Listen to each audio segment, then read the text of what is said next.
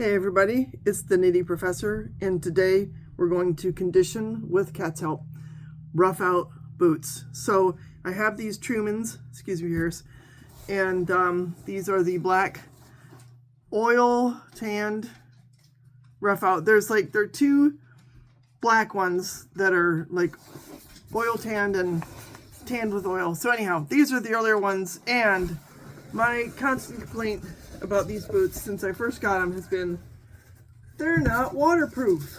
So today we're going to try to correct that.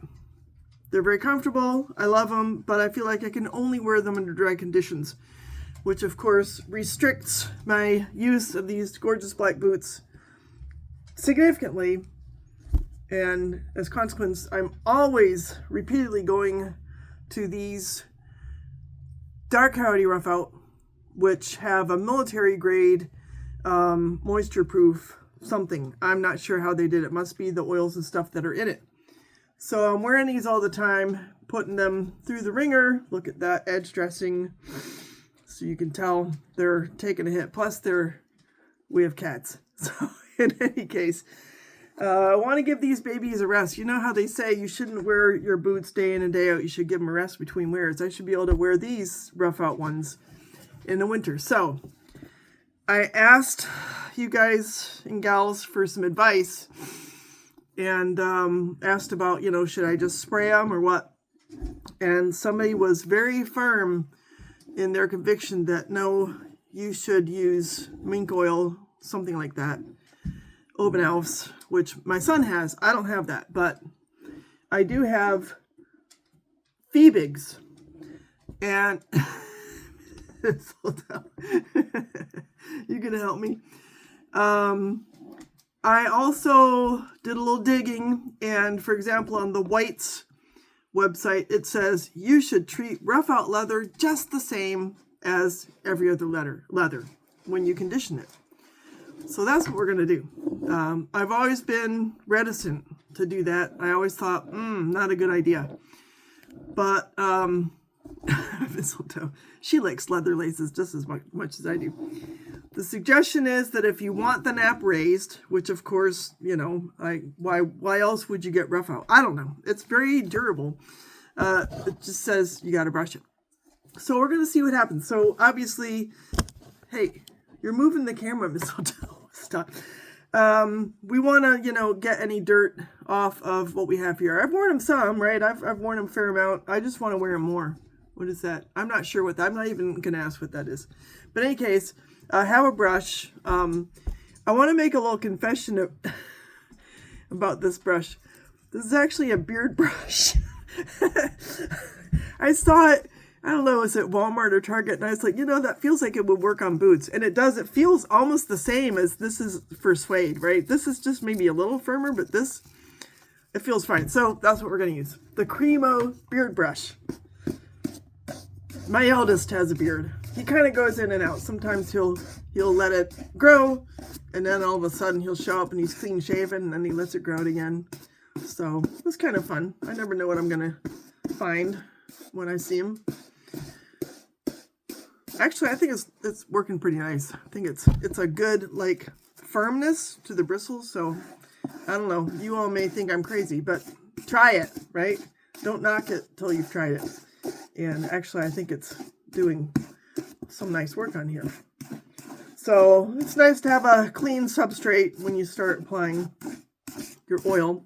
I'm going to kind of dig into the tongue here just a little bit. There's some dust down in these cracks and crevices. Just want to get in there. I'm using just, terry cloth. It's got a nice nap. So dig into the places where the hardware kind of rubs. This isn't quite as bad on the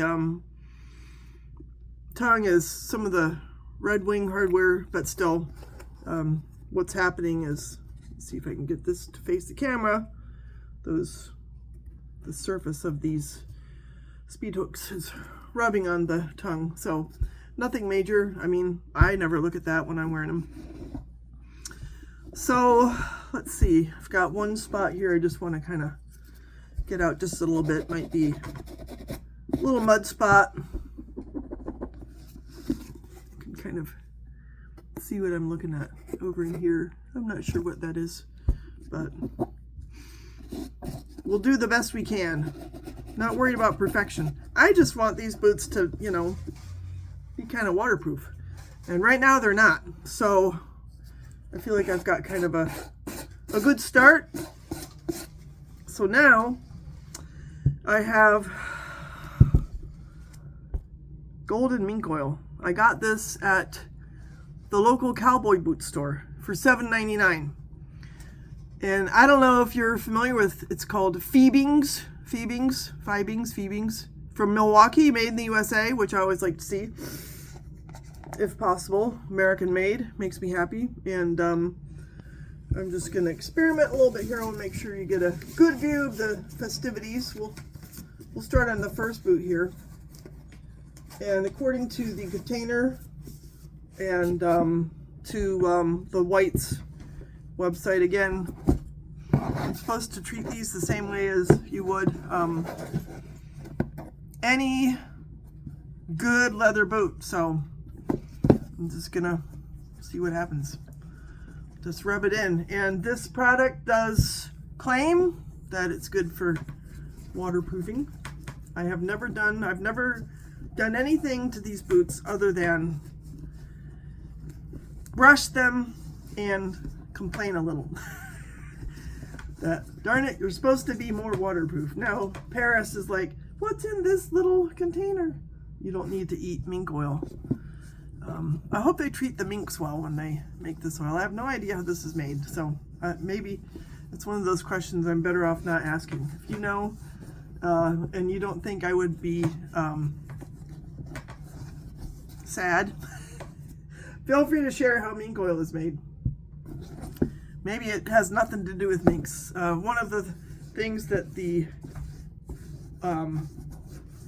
container recommends is that you want to get it in all the cracks and crevices, particularly around seams and stitching. So here we have seams and stitching right here. So I can already tell that, you know, it doesn't look very rough out. So this is very interesting experience for me. I like Roughout, I like suede, but I also like dry feet. So I'm perfectly happy to experiment on boots that I otherwise wear far more rarely than I should because of what I paid for these boots. And this actually kind of smells good. They must have put a perfume in there. Mistletoe, what do you think? She's looking at me, you can't see her, but she's like right here. She's like, what's going on? So I'm applying this liberally. I'm kind of going through a fair amount there, but it doesn't smell bad. It's pleasant. Feels kind of good. This is the time of year when I go through all kinds of hand cream because apart from our house, we have a humidifier. But everywhere else, I was at the vet taking my dog in, Benny, to get his rabies shot, and they were complaining. They're like, it's so dry here. I'm like, well, you need a humidifier. And the cats like to lie directly on the heat vent. It's so sweet. We're almost done here with this boot. It's definitely changing the appearance, as you can tell. It's kind of interesting. I mean, I don't know, I kind of like it. With black, it's not like it's going to stain it, right? It's not going to turn it golden, even though it's called golden mink oil. I want to get around the back of this heel. And then we still have snow on the ground. It's extremely cold. It's not as cold today as it was yesterday, but I think the high on Monday is supposed to be like -4 or something ridiculous like that. So I don't know how much moisture we're going to have to do, but to deal with. But you know, obviously, I come inside and there are traces of snow left on my boots. I'm doing the tongue now, and then it melts, right? So that's when you're dealing with the moisture getting in. Now, once it warms up, hopefully. It'll be about 10 days. I don't know. Global warming and polar vortices, right? It's kind of a weird combination. Try to get the cracks and crevices in here.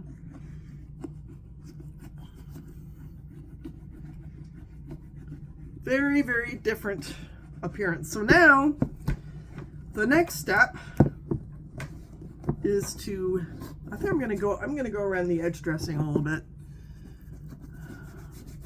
because it really takes it on the chin.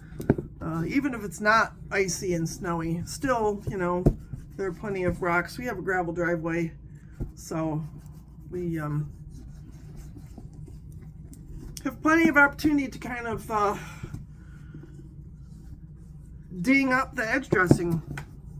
All right, so there, that's one boot. So now, wipe off excess. Okay, I'm gonna wipe off the excess. Start with this side. I'm just gonna rub it good. Hopefully you can kind of get a view there of what I'm doing. This is just terry cloth like I showed you, and so even just doing that, you can see, well, the rough out is a bit more evident than it is over here, where I did not yet rub off the excess. You know, I mean, to the extent that this is leather like any leather, if I'm conditioning it, and these boots have been, I've had them for, I'm gonna say 3 years. I've never conditioned them. It's time. They do need a good drink. They need to be kept supple. So I'm kind of glad that one of you subscribers pointed that out to me, that it's actually a good idea to do this. And even though I'm maybe a little nervous about how they're gonna look, I think the White's website makes a good point. It's leather like any leather, and it's not suede, right? It's rough out. So my understanding is that means it's the whole. It's not a split hide. It's not split like split suede. It's rough out leather. So basically, the smooth side is just pointing in instead of out. It's not a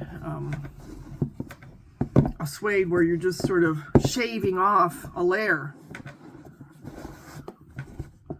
All right. So the next step, I don't think I need to do anything to the bottom, but I'm going to try to raise the nap. Now, again, this is a beard brush. It's not like the world's strongest brush, but we can see what happens. It's also going to work the oil in a bit. Can kind of maybe do some different motions with it. See what happens. I have a more suede specific brush that's got your metal, and I don't know. I feel like that's maybe I don't need to be that rough with it. I could, right? Probably wouldn't hurt it, but. Let's compare it. I'm going to have to open my box here, get out the other boot. I'm going to keep brushing on that, but just to take a look.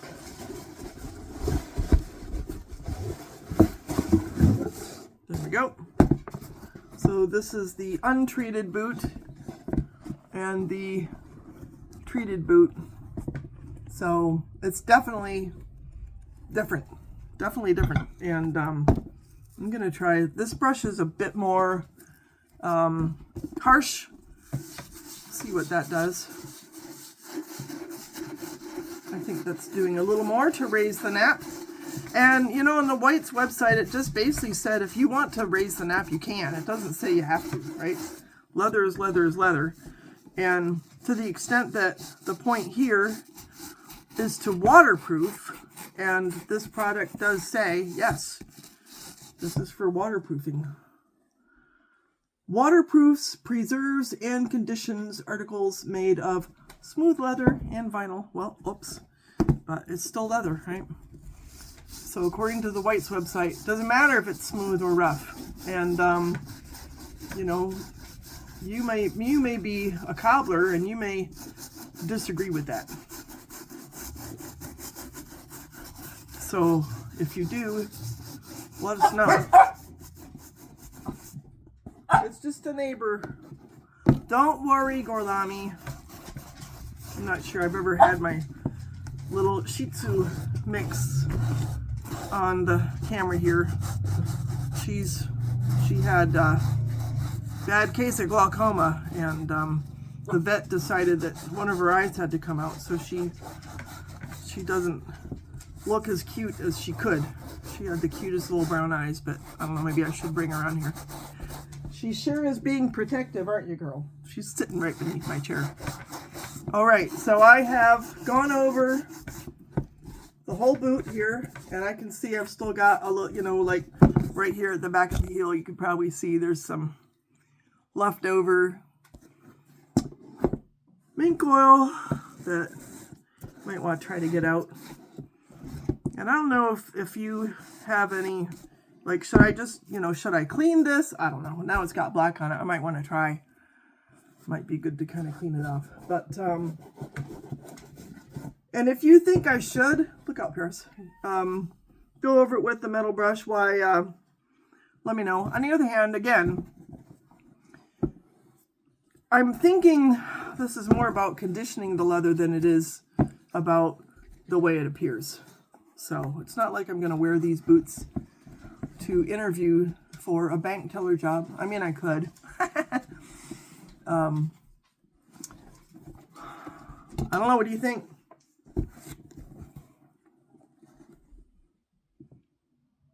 That is the new look on these babies. So let me know your comments. Let me know your thoughts. I think the next step, I was going into the weather. There the cat goes again, playing with the playset. Because what I want to do is get out with these in the snow and see if I have succeeded in waterproofing them. So I will be back in touch on that topic and let you know. But for now, I'm going to go and do the other one. It sure feels conditioned. That mink oil is really, it's really saturated this Roughout. And I'm sure that as it's exposed again to the air and the elements, that it'll sort of evaporate over time and the Roughout will be more prominent. But on the other hand, the leather is in good condition now, and so the question is it waterproof? Answer is, we'll know in a few days. So I'll be back in touch, and until then, take care. Bye.